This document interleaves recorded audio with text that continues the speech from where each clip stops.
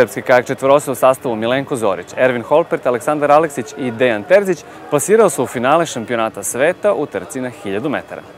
Za ovo smo se spremali da uđemo u finale, to nam je bio prvi cilj, ako uđemo u finale, da i tu izvestamo što bolje našu trku i vidjet ćemo za šta ćemo vredeti, ali ja mislim da dosta vredimo. Imali smo pored nas još 4-5 čamaca koji su jako dobri. Znali smo da će biti teško, ali uspeli smo da na kraju izborimo 3. mesto, što nam je dovoljno za finale.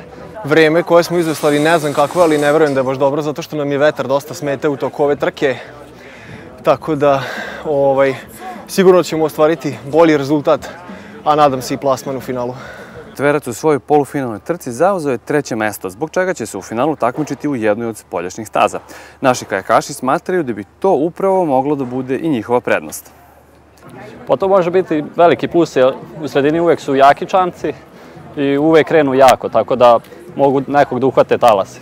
Nećemo biti u gužvi i ja mislim da mi više volimo, barem ja više volim da budem sa strane i onda nisam u gužvi i onda odatle da napadnemo ka medalji.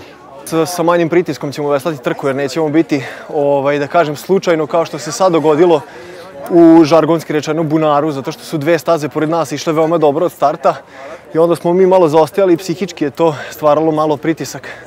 Sada ćemo biti i sa leve ili sa desne strane, još uvek nije izašla startna lista, ali kao, na primjer, 2011. na prvenstvu Evrope Danci pobeđuju iz staze 1, tako da nadam se da će sad to biti možda Srbija.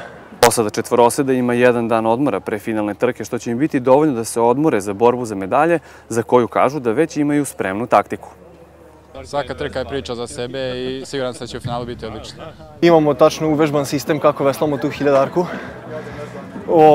Važna je motivacija i jednostavno taj dan kako se probudimo, a nadam se da ćemo se probuditi kao prvaci sveta.